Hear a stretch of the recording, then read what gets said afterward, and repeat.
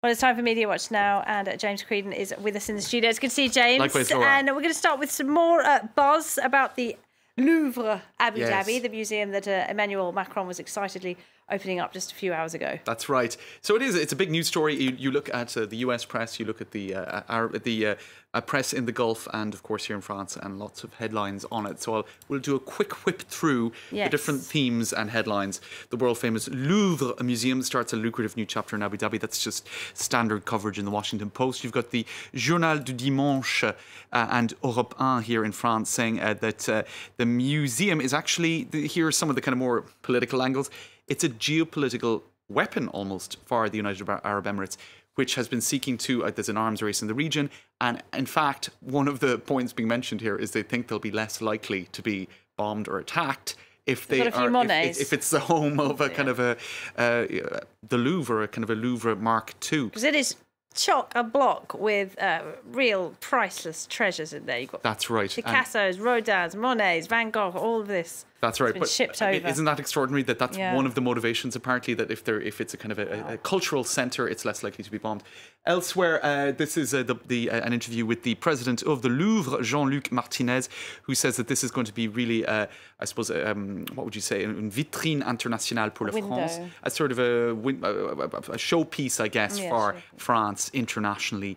In fact, it's only for 10 years that the trademark is going to be given over to this museum. It'll have to be renewed afterwards. This is the French ambassador to the UAE, and of course, all arms of French diplomacy out to speak of this in a positive light, which I suppose it is very much a positive collaboration between France and the United Arab Emirates. There's a sign of hope emerging through a rain of light.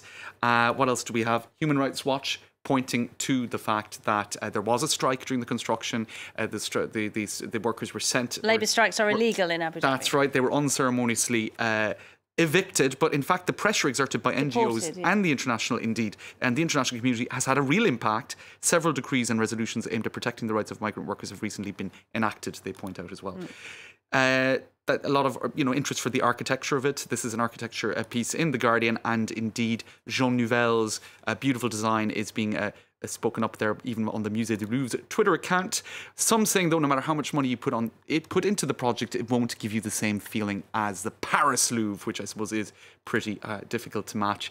Inhabitants of other worlds fear this is not a spacecraft, but a masterpiece of tolerance and a gift to the universe. That's very positive stuff altogether, but there's also some people don't like it, do they? That's right. Shall we show you a couple of cartoons that indicate that? This is the kind of thing that you've been seeing. That's the Dilem, the famous cartoonist from Algeria. Because you can't see any nudes. There you go. Find any nudes. And I think that's what that photo is an impression of there. That's showing artworks melting. And of course, as with big sports events in this part of the world, the climate is a big factor. Don't worry, the artworks are protected. And I think Jean Nouvel built into his design some protections so that a good air conditioning system, one would hope. All right, would be required. Now, you're a big Twitter user, aren't you, James? Are you pleased about the new 280 character? I personally am, because I find it very hard to do anything succinctly, but that's just me. Nonsense. Well, I do manage to squeeze this into 5 minutes every day, so I suppose that's something. You can see here people tweeting images of bloated Twitter birds. See. Right. And I'm against it, I have to say. Well, there's a range of points of view online. It opens the door to waffle. There you go. Yeah, I like this one. This guy's great. Charles Dickens quotes. Was Twitter made for that? Probably not. Yeah. You've got the German embassy delighted that they can put up quotes by Goethe, which in the German language would have been even harder to share. They could have just done what Trump does when you do 1, 2, 3. Right. or it's stuck to Facebook, as some people said. I could read out that Goethe quote. It's actually very lovely, but I'm not sure we have time. No. This is the whole point. No time for Goethe You have to be pithy. If I wanted to read long posts, I would have stayed on Facebook. That's the point I just made. Some people then just being annoyingly repetitive there with one pithy message repeated. It's better to use 140 characters and be thought a fool than use 280 characters and remove all doubt. What else do we have? It's so much more challenging to be witty and articulate in 140 characters, and that's what Twitter was made for, brevity.